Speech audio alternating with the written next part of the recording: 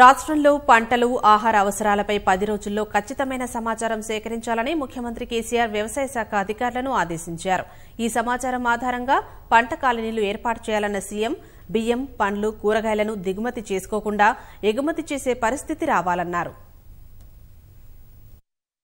రైతులకు కనీస మద్దతు ధర కల్పించేందుకు అవలంబించాల్సిన వ్యూహాల రూపకల్పన కోసం ముఖ్యమంత్రి కేసీఆర్ ప్రగతి భవన్లో ఉన్నతస్థాయి సమీక్ష నిర్వహించారు. మంత్రులు, ప్రజాప్రతినిధులు, ఉన్నతాధికారులు, వ్యవసాయ విశ్వవిద్యాలయం అధికారులు సమావేశంలో పాల్గొన్నారు. రాష్ట్రంలో 1,25,00,000 ఎకరాలకు సాగునీరు అందించేందుకు వీలుగా నీటిపారుదల రంగాన్ని అభివృద్ది పరుస్తామని, ఫలితంగా రాబోయే రోజుల్లో పంటల దిగుబడులు భారీగా పెరుగుతాయని సీఎం తెలిపారు. పెరిగే దిగుబడులకు అనుగుణంగా రైతులకు కనీస మద్దతు ధర కల్పించేందుకు అవసరమైన వ్యూహం ఖరారు చేయాలని అధికారులను ఆదేశించారు. అన్ని రాష్ట్రాల్లోనూ పంట కాలనీలు ఏర్పాటు చేయాలని కేంద్ర ప్రభుత్వం ఇటీవలే అధికారులను ఆదేశించిందన్న కేసీఆర్, పంటలు, అవసరాలు, ప్రజల ఆహార నియమాల సమాచారం సేకరించి దాని ఆధారంగా రాష్ట్రంలో పంట కాలనీలు ఏర్పాటు చేసుకోవాలన్నారు.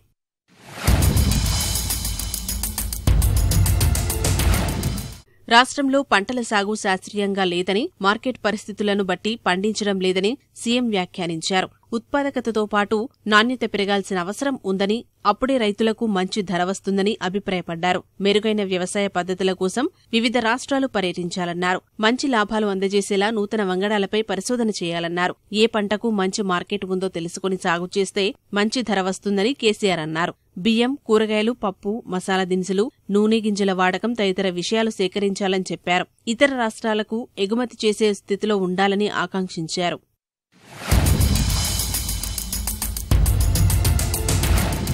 రైతులు పండించిన ప్రతి గింజకు మంచి ధర వచ్చేలా ప్రభుత్వ విధానం ఉండాలని సీఎం స్పష్టం చేశారు. రైతుల నుంచి నేరుగా మార్కెటింగ్ శాఖ కొనుగోళ్లు జరపాలని, నిధుల సేకరణ కోసం శాఖకు ప్రభుత్వం పూచీకత్తుగా ఉంటుందని తెలిపారు. మార్కెట్లో కాంటా అయినా 5 నిమిషాల్లోనే రైతులకు చెక్కు ఇచ్చే పద్ధతి రావాలన్నారు.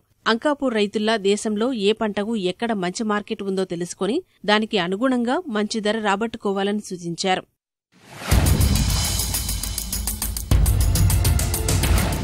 పసుపు, కారం పొడులు, కందిపప్పు, స్వచ్ఛమైన పల్లి నూనె, నువ్వుల నూనెలను మహిళా సంఘాల ద్వారా తయారు చేయించాలని ముఖ్యమంత్రి సూచించారు. దీనివల్ల రైతుకు మంచి ధర రావడంతో పాటు మహిళలకు ఉపాధి దొరుకుతుందన్నారు. కల్తీ సరుకులు కొనే బాధ వినియోగదారులకు తప్పుతుందని అభిప్రాయపడ్డారు. మేలు రకమైన సాగు పద్ధతులను రైతులకు నేర్పేలా వ్యవసాయ విస్తరణాధికారులను ఆగ్రానమిస్టులుగా తీర్చిదిద్దాలని సీఎం అన్నారు. ప్రతి అసెంబ్లీ నియోజకవర్గానికి 1 చొప్పున ఆగ్రానమీ ట్రైనింగ్ సెంటర్లను, విశ్వవిద్యాలయంలో ఆగ్రానమీ కన్సల్టెన్సీని పెట్టాలని సూచించారు.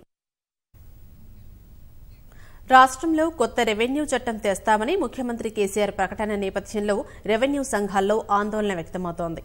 ఇవాళ తెరాస కార్యనిర్వాహక అధ్యక్షుడు కేటీఆర్తో ప్రత్యేకంగా సమావేశమై రెవెన్యూ శాఖ రద్దు యోచన విరమించాలని కోరాలని రెవెన్యూ ఐకాసా నిర్ణయించింది.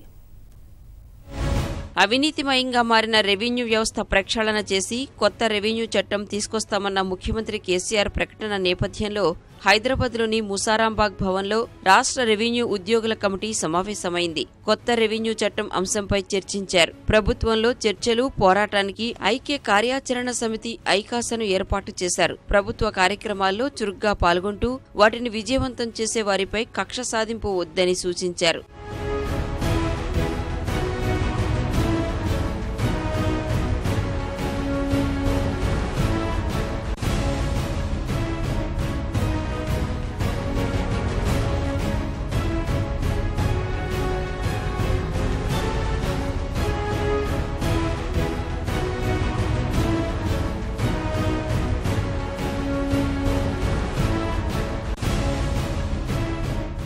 రాష్ట్రంలో రెవెన్యూ శాఖలో సంస్కరణలకు తాము వ్యతిరేకం కాదని రెవెన్యూ ఉద్యోగుల ఐకాసా నిర్ణయించింది. తమను అవినీతిపరులుగా ముఖ్యమంత్రి పేర్కొనడంపై అభ్యంతరం వ్యక్తం చేసింది. సీఎం తమకు న్యాయం చేస్తారన్న విశ్వాసం ఉందని సమావేశంలో పాల్గొన్న ఉద్యోగులు అభిప్రాయపడ్డారు. సీఎంను కలిసి చర్చిస్తామన్న ఉద్యోగులు ప్రభుత్వం నుంచి సానుకూల స్పందన రాని పక్షంలో తదుపరి కార్యాచరణ ప్రకటిస్తామని ఐకాసా చైర్మన్ వంగాల రవీందర్ రెడ్డి తెలిపారు. అందరము రెవెన్యూ ఉద్యోగులు కానివ్వండి, రెవెన్యూ సంఘం కానివ్వండి, అంతకు ముందు నుండి మనము రెవెన్యూ శాఖలో బలమైన మార్పు కావాలి, బలమైన ప్రక్షాళన సంస్కరణలు కావాలని కొంచెం కోరుకుంటున్నాం. కానీ ప్రస్తుతానికి ఇప్పుడు ఆ బలమైన సంస్కరణలే వస్తున్నాయి. కానీ ఆ బలమైన సంస్కరణల పేరున మన రెవెన్యూ ఉద్యోగులకు ఎలాంటి ఇబ్బంది కలిగినా, మనకు ఎలాంటి భంగం కలిగినా మనము దాన్ని వ్యతిరేకిద్దాము, పోరాడతాం. కాదంటే ప్రజాహితం కోసము, ప్రజల బాగు కోసము, వారి సంక్షేమం కోసము ఎలాంటి సంస్థలను చేపట్టినా కూడా మనం దాన్ని స్వాగతిద్దాము, సమర్థిద్దాం. ఇవాళ అన్ని రెవెన్యూ సంఘాలతో రౌండ్ టేబుల్ సమావేశం నిర్వహించనున్నారు. ప్రస్తుతం నెలకొన్న పరిస్థితులు, భవిష్యత్తు కార్యాచరణ, ఇతర పక్షాలను కలుపుకుపోయే అంశాలపై విస్తృతంగా చర్చించారు. రెవెన్యూ శాఖను ప్రక్షాళన చేసి సంస్కరణలు తీసుకురావాలన్న ముఖ్యమంత్రి కేసీఆర్ నిర్ణయాన్ని స్వాగతిస్తున్నట్లు రాష్ట్ర వీఆర్ఏల సంఘం తెలిపింది. రెవెన్యూ శాఖపై ముఖ్యమంత్రి కేసీఆర్ ప్రకటన నేపథ్యంలో రాష్ట్ర వీఆర్ఏల సంఘం ప్రతినిధులు హైదరాబాద్లో సమావేశమయ్యారు. తమను కింది స్థాయి ఉద్యోగులుగా మాత్రమే చూస్తున్నారని, శాఖను క్రమబద్దీకరించడం ద్వారా తమకు గుర్తింపు వస్తుందని వారు ఆశాభావం వ్యక్తం చేశారు. తమకు ఏ శాఖ ఇచ్చినా పనిచేసేందుకు సిద్ధంగా ఉన్నట్లు వీఆర్ఏల సంఘం స్పష్టం చేసింది. ముఖ్యమంత్రి గారు తీసుకోబోతున్న నిర్ణయానికి మేము స్వాగతిస్తున్నాము. ఎందుకంటే రెవెన్యూ డిపార్ట్మెంట్లో మేము ద్వితీయ శ్రేణి పౌరులుగా బతుకుతున్నాము. ద్వితీయ శ్రేణి పౌరులుగా గుర్తిస్తున్నారు కాబట్టి మేము ఎంతో వర్క్ చేస్తున్నాం. ఆ వర్క్ ఐడెంటిఫికేషన్ మాకు రావట్లేదు. రెవెన్యూ రద్దు చేస్తున్నది స్పష్టంగా లేదు. ఇప్పటివరకు అయితే ఎలాంటి ఆదేశాలు జారీ లేదు. కాబట్టి బెంగ పెట్టుకోవాల్సిన అవసరం కూడా లేదని తను స్పష్టంగా చెప్పిండు. మేము ఏపీపీఎస్ నుంచి పబ్లిక్ సర్వీస్ కమిషన్ ద్వారా రిక్రూట్ అయినాం కాబట్టి మాకు రెగ్యులరైజ్ చేస్తామని చెప్పి హామీ ఇచ్చిండు. ఆ హామీ ఇప్పటికీ నెరవేరలేదు. మినిమం స్కేల్ ఇచ్చి మాకు ఏ డిపార్ట్మెంట్లోకి పంపినా సరే చేయడానికి సిద్ధంగా ఉన్నాం.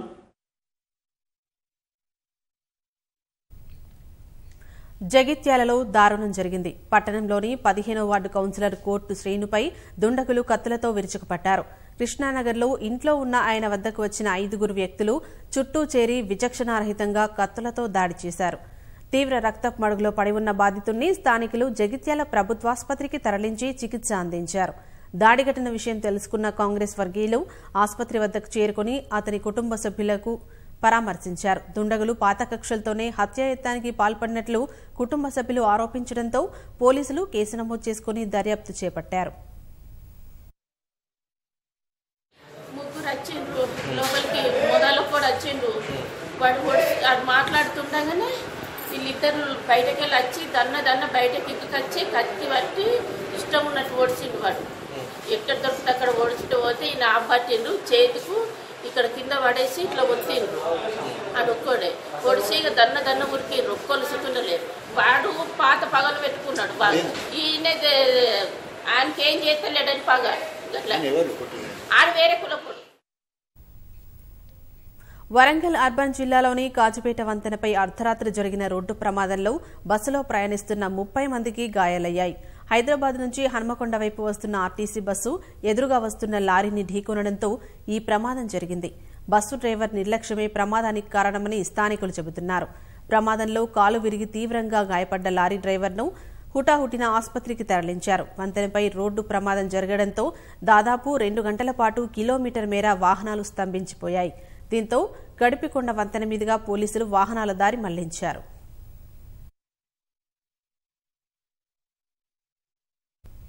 ఐటీ గ్రిడ్స్ కేసులో కీలక మలుపు చోటు చేసుకుంది. తెలుగు రాష్ట్రాల ప్రజల ఆధార్, వ్యక్తిగత సమాచారం చౌర్యం జరిగినట్లు ఎఫ్ఎస్ఎల్ నిర్ధారించింది. ఈ మేరకు రూపొందించిన నివేదిక ప్రత్యేక దర్యాప్తు బృందానికి చేరింది. కేవలం ఆధార్ సంస్థ దగ్గర మాత్రమే ఉండాల్సిన ఆధార్ సమాచారం ఐటీ గ్రిడ్స్ కు ఎలా చేరిందనే దానిపైనే సిట్ దృష్టి సారించింది. ఆధార్ సంస్థ అధికారులను సమన్వయం చేసుకుని సిట్ అధికారులు దర్యాప్తు ముమ్మరం చేశారు. డేటా చౌర్యం కేసు మరోసారి ప్రాధాన్యం సంతరించుకుంది. ఏపీ, తెలంగాణ ప్రజలు ఆధార్, ఓటరు గుర్తింపు కార్డుతో పాటు ఇతర వ్యక్తిగత సమాచారం ఐటీ గ్రిడ్స్ వద్ద ఉన్నట్లు ఎఫ్ఎస్ఎల్ అధికారులు తేల్చి చెప్పారు. ఐటీ గ్రిడ్స్ కార్యాలయంలో స్వాధీనం చేసుకున్న హార్డ్ డిస్క్లను అధికారులు దాదాపు నెలకు పైగా విశ్లేషించారు. సైబర్ నిపుణుల సాయంతో క్షుణ్ణంగా పరిశీలించిన అనంతరం డేటా చౌర్యం జరిగినట్లు తుది నిర్ధారణకు వచ్చారు. 7,82,00,000 మంది సమాచారం ఐటీ గ్రిడ్స్ వద్ద ఉన్నట్లు స్పష్టం చేశారు. మొదట హార్డ్ డిస్క్లను విశ్లేషించినప్పుడు నలుపు, తెలుపు రంగుల్లో ఉన్న ఫోటోలు, వివరాలు మాత్రమే బయటపడ్డాయి. ఆ తర్వాత హార్డ్ డిస్క్ లో తొలగించిన సమాచారాన్ని రికవరీ చేసేందుకు మరోసారి విశ్లేషించిన అధికారులు ఆధార్ సర్వర్లో ఉన్న సమాచారం అచ్చుగుద్దినట్లుగా ఐటీ గ్రిడ్స్ వద్ద ఉన్నట్లు నిర్ధారించారు.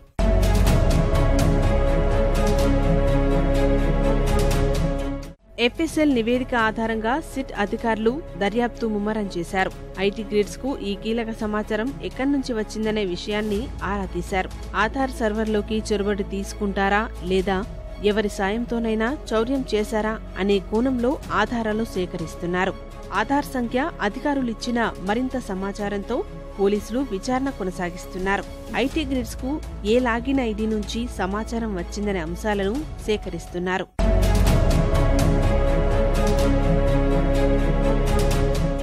తెలుగుదేశం సేవామిత్ర మొబైల్ అప్లికేషన్ సేవలందిస్తున్న ఐటీ గ్రిడ్స్ ప్రజల వ్యక్తిగత సమాచారాన్ని దుర్వినియోగం చేస్తోందనే ఫిర్యాదుతో పోలీసులు కేసు నమోదు చేశారు. అనంతరం స్టీఫెన్ రవీంద్ర నేతృత్వంలో 9 మంది సభ్యులతో ఏర్పాటైన సిట్ ఐటీ గ్రిడ్ కార్యాలయంలో తనిఖీలు నిర్వహించి కంప్యూటర్లు, హార్డ్ డిస్క్లు స్వాధీనం చేసుకున్నారు. సీఈఓ అశోక్ 3 హార్డ్ డిస్క్లను ఎత్తుకెళ్లడంతో పాటు కంప్యూటర్లలో ఉన్న కొంత సమాచారాన్ని తొలగించినట్లు సిట్ దర్యాప్తులో తేలింది. అమెజాన్ వెబ్ సర్వీసెస్ లో భద్రపరిచినట్లు సిట్ అధికారులు గుర్తించారు.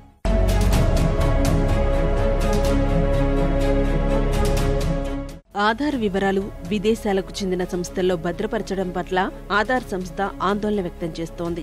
ఆధార్ వ్యక్తిగత సమాచారం ఏ విధంగా సేకరించారనే విషయాన్ని అశోక్ నుంచి రాబట్టేందుకు అతన్ని సిట్ ముందు హాజరు కావాల్సిందిగా 3 సార్లు నోటీసులిచ్చారు.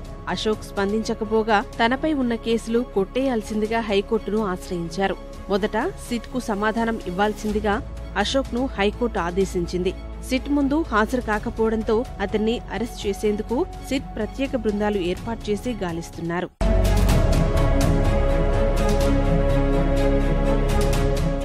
ఈ కేసులో ఎవరి హస్తం ఉన్నా వారిపై చట్టపరంగా చర్యలు తీసుకుంటామని సిట్ తెలిపింది.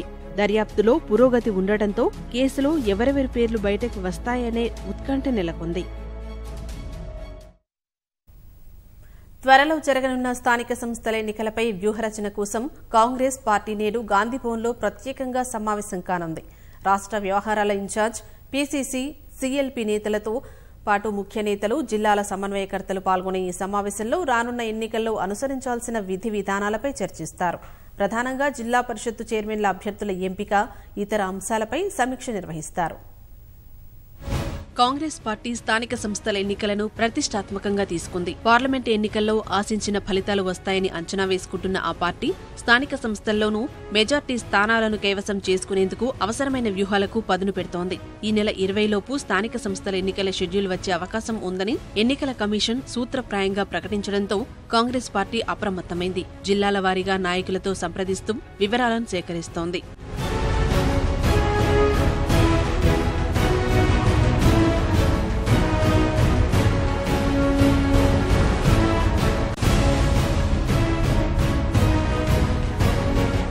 ఇప్పటికే మండల ప్రాదేశిక, జిల్లా ప్రాదేశిక సభ్యుల అభ్యర్థుల ఎంపిక వ్యవహారాన్ని పార్టీకి చెందిన మండల అధ్యక్షులకు అప్పగించిన పీసీసీ మొత్తం 32 జిల్లాలకు సమన్వయకర్తలను నియమించింది. స్థానిక సంస్థల ఎన్నికల్లో పార్టీ అనుసరించాల్సిన విధి విధానాలపై చర్చించేందుకు పీసీసీ ఇవాళ గాంధీభవన్లో రాష్ట్ర స్థాయి ప్రత్యేక సమావేశాన్ని ఏర్పాటు చేసింది. సాయంత్రం 4 గంటలకు మొదలు కానున్న ఈ సమావేశంలో రాష్ట్ర వ్యవహారాల ఇన్ఛార్జ్ ఆర్సీ కుంతియా, పీసీసీ అధ్యక్షుడు ఉత్తమ్ కుమార్ రెడ్డి, సీఎల్పీ నేత మల్లుభట్టి విక్రమార్కలతో పాటు 4 కార్యనిర్వాహక అధ్యక్షులు, పీసీసీ ఉపాధ్యక్షులు, డీసీసీ అధ్యక్షులు, ఇటీవల నియమించిన ఆయా జిల్లాల సమన్వయకర్తలు, ఇతర ముఖ్యులు పాల్గొంటారు. ప్రధానంగా ఈ సమావేశంలో రానున్న ఎంపీటీసీ, జెడ్పీటీసీ ఎన్నికలలో ఎలా ముందుకు వెళ్లాలనే అంశాలపై చర్చిస్తారు. అధికార పార్టీని గట్టిగా ఎదుర్కొని అధిక సంఖ్యలో మండల ప్రాదేశిక సభ్యులను, జిల్లా ప్రాదేశిక సభ్యులను, మెజార్టీ సంఖ్యలో జిల్లా పరిషత్తులను దక్కించుకోవడమే లక్ష్యంగా వ్యూహాలను రచించుకుని ముందుకు వెళ్లాలని కాంగ్రెస్ భావిస్తోంది. మండలాల స్థాయిలో పార్టీ అధ్యక్షులు, నియోజకవర్గ ఇన్ఛార్జీలు, జిల్లా సమన్వయకర్తలు, డీసీసీ అధ్యక్షులు, ఎంపీటీసీ, జెడ్పీటీసీ అభ్యర్థుల ఎంపికపై కసరత్తు చేస్తున్నారు. రాష్ట్ర వ్యాప్తంగా ప్రత్యేక సమావేశాలు నిర్వహించి పార్టీకి విధేయులుగా ఉంటూ ప్రజాదరణ కలిగిన అభ్యర్థులను ఎంపిక చేసి రేపటికి తుది జాబితా సిద్ధం చేయాలని పీసీసీ అధ్యక్షుడు ఉత్తమ్ కుమార్ రెడ్డి జిల్లా కాంగ్రెస్ అధ్యక్షులను ఆదేశించారు. అయితే యువతకు ఎన్నికల్లో అధిక ప్రాధాన్యత ఇచ్చినట్లయితే క్షేత్రస్థాయిలో పార్టీ మరింత బలోపేతమవుతుందని అంచనా వేస్తోంది. అందుకనుగుణంగా ప్రణాళికలను సిద్ధం చేస్తోంది. ఈ నెల 18వ తేదీన జిల్లాల స్థాయిలో డీసీసీలు తుది జాబితా సిద్ధం చేస్తారు. ఆ మరుసటి రోజు 19వ తేదీన ఆ జాబితాలను పీసీసీకి ప్రతిపాదిస్తారు. స్థానిక సంస్థలకు చెందిన వ్యవహారం అంతా జిల్లా కాంగ్రెస్ అధ్యక్షులు, సమన్వయకర్తలకే పార్టీ కట్టబెట్టింది. జిల్లా పరిషత్ చైర్మన్ అభ్యర్థుల ఎంపిక ఒక్కదానిని మాత్రం పీసీసీ స్థాయిలో చేస్తుందని కాంగ్రెస్ వర్గాలు వెల్లడించాయి.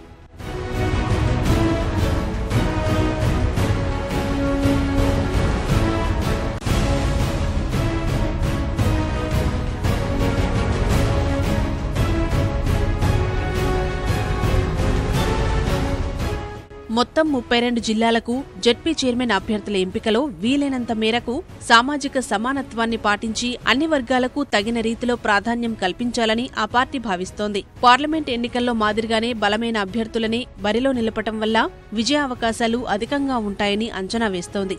ఎన్నికల షెడ్యూల్ విడుదలైన తర్వాత జిల్లాల వారీగా సీనియర్ నేతలకు బాధ్యతలు అప్పగించి అక్కడి అభ్యర్థుల గెలుపునకు కృషి చేయాలని ఆదేశాలు జారీ చేయనున్నారు. భద్రాద్రి రాములోరి కళ్యాణోత్సవానికి సంబంధించిన ముత్యాల తలంబ్రాలు ప్రసాదాన్ని ముఖ్యమంత్రి చంద్రశేఖరరావు దంపతులకు దేవాదాయ శాఖ మంత్రి ఇంద్రకరణ్ రెడ్డి అందజేశారు. దేవాదాయ శాఖ కమిషనర్ అనిల్ కుమార్, ఆలయ ఈవో రమేష్ బాబు అర్చకులతో కలిసి హైదరాబాద్లోని ప్రగతి భవన్కు వచ్చిన ఇంద్రకరణ్ రెడ్డి సీఎం కేసీఆర్ దంపతులకు తలంబ్రాలు ప్రసాదం అందజేశారు.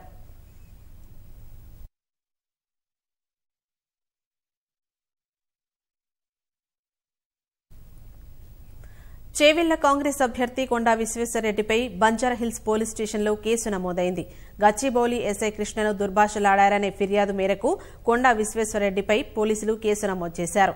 లోక్సభ ఎన్నికల సందర్భంగా గచ్చిబౌలి పోలీస్ స్టేషన్ పరిధిలో సందీప్ రెడ్డి అనే వ్యక్తి డబ్బుతో పట్టుబడ్డాడు.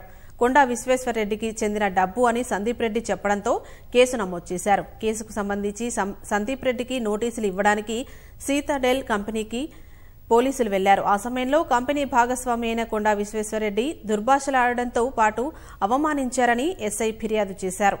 దీంతో కొండా విశ్వేశ్వరరెడ్డిపై బంజారాహిల్స్ పోలీసులు పలు సెక్షన్ల కింద కేసు నమోదు చేశారు.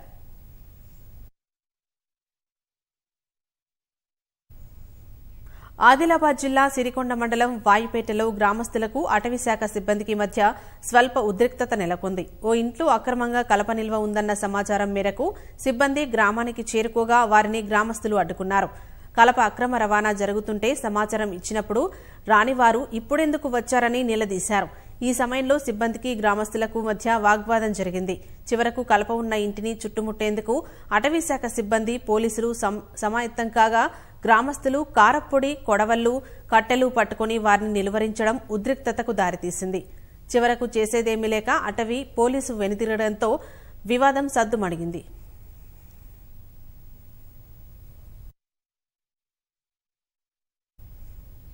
నారాయణపేట జిల్లా మక్తల్లోని ప్రభుత్వాసుపత్రిలో ఒకే రోజు 17 మంది శిశువులు జన్మించారు. మొత్తం 16 ప్రసవాలు కాగా అందులో 2 సాధారణం, 14 సిజేరియన్లు జరిగాయని వైద్యులు తెలిపారు. సిజేరియన్ ఆపరేషన్లలో చాలా వరకు ప్రైవేట్ డాక్టర్ల వద్ద చూయించుకుని హై రిస్క్తో కూడుకున్నవే వచ్చాయన్నారు. ఓ ఆపరేషన్లో కవల పిల్లలు జన్మించినట్లు చెప్పారు.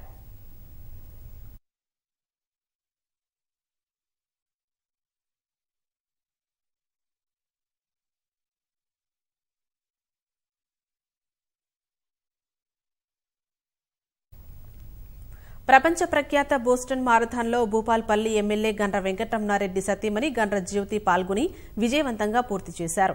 ప్రస్తుతం జయశంకర్ భూపాలపల్లి జిల్లా కాంగ్రెస్ అధ్యక్షురాలుగా పనిచేస్తున్న గండ్ర జ్యోతి అమెరికాలోని మాసాచ్యూసెట్స్ లో ఈ నెల 15న జరిగిన 123వ బోస్టన్ మారథాన్లో పాల్గొన్నారు. ఇందులో అమెరికాతో పాటు వివిధ దేశాలకు చెందిన 37,000 మంది పాల్గొన్నారు. వీరిలో భారతదేశం నుంచి సుమారు 55 మంది పాల్గొనగా అందులో రాష్ట్రానికి చెందిన 7 ఉన్నట్లు సమాచారం. 42 కిలోమీటర్ల మారథాన్ను గండ్రజ్యోతి 5 గంటల 19 నిమిషాల్లో పూర్తి చేశారు. ఆమెకు నిర్వాహకులు ధృవపత్రం కూడా అందజేశారు. గతంలోనూ హైదరాబాద్తో పాటు వివిధ ప్రాంతాల్లో మారథాన్లో పాల్గొని గండ్రజ్యోతి విజేతగా నిలిచారు. తమిళనాట లోక్సభ ఎన్నికలకు 2 రోజుల ముందు ప్రతిపక్ష డీఎంకే ముఖ్య నాయకురాలు కనిమొళి నివాసంలో అధికారులు, ఐటీ సిబ్బంది దాడులు నిర్వహించారు. తూత్తుకుడిలోని ఆమె నివాసంలో అధికారులు సోదాలు జరిపినప్పటికీ ఎలాంటి అక్రమ నగదు గుర్తించలేదని తెలుస్తోంది. దాడుల సమాచారం తెలుసుకున్న డీఎంకే నాయకులు పెద్ద ఎత్తున కనిమొళి నివాసానికి చేరుకుని ఆమెకు సంఘీభావం తెలిపారు. ట్యూటికోరిన్లో భాజపా అభ్యర్థి ఓటమి ఖాయమనే భయంతోనే ఆ పార్టీ ఈ చర్యలకు దిగుతోందని డీఎంకే అధ్యక్షుడు ఆరోపించారు. ఎన్నికల సంఘం స్వతంత్రతను ప్రధాని మోదీ దెబ్బతీశారని విమర్శించిన స్టాలిన్ కేంద్ర ఎన్నికల ప్రధానాధికారి కమిషనర్ల నియామకంలో సంస్కరణలు తీసుకురావాలని పేర్కొన్నారు. ఈ విషయంలో అవసరమైతే సుప్రీంకోర్టును ఆశ్రయిస్తామని స్టాలిన్ తెలిపారు. మతపరమైన వ్యాఖ్యలు చేశారంటూ ఉత్తరప్రదేశ్ ముఖ్యమంత్రి యోగి ఆదిత్యనాథ్ ప్రసంగాలపై విధించిన 72 గంటల నిషేధాన్ని పునఃసమీక్షించాలని కేంద్ర ఎన్నికల సంఘాన్ని భాజపా కోరింది. ఆదిత్యనాథ్ మతపరమైన ఉద్రిక్తతలను రెచ్చగొట్టలేదని, ఆయన తన నమ్మకాలను మాత్రమే వ్యక్తీకరించారని కేంద్ర మంత్రులు నడ్డా, ముఖ్తార్ అబ్బాస్ నఖ్వీ, వీకే సింగ్లతో కూడిన బృందం సీఈసీకి తెలిపింది. బీహార్లో ఎన్నికల ప్రచార సభలో విద్వేషాన్ని వ్యాప్తి చేసేలా ప్రసంగించిన కాంగ్రెస్ నేత నవజ్యోత్ సింగ్ సిద్ధుపై చర్యలు తీసుకోవాలని కేంద్ర మంత్రులు ఎన్నికల సంఘాన్ని కోరారు. సిద్ధు ప్రసంగాలపై కూడా నిషేధం విధించాలని ఈసీని కోరామన్న కేంద్ర మంత్రి జేపీ నడ్డా కాంగ్రెస్ ప్రచారకుల జాబితా నుంచి సిద్ధును తక్షణమే తొలగించాలన్నారు. మరోవైపు బీహార్లో వివాదాస్పద వ్యాఖ్యలు చేసిన సిద్ధుపై కటిహార్ జిల్లా బరసోయి పోలీస్ స్టేషన్లో ఎఫ్ఐఆర్ నమోదైంది. ఎన్నికల అధికారుల ఫిర్యాదుతో పలు సెక్షన్ల కింద సిద్ధుపై ఎఫ్ఐఆర్ నమోదు చేసిన పోలీసులు నివేదికను ఎన్నికల సంఘానికి సమర్పించారు.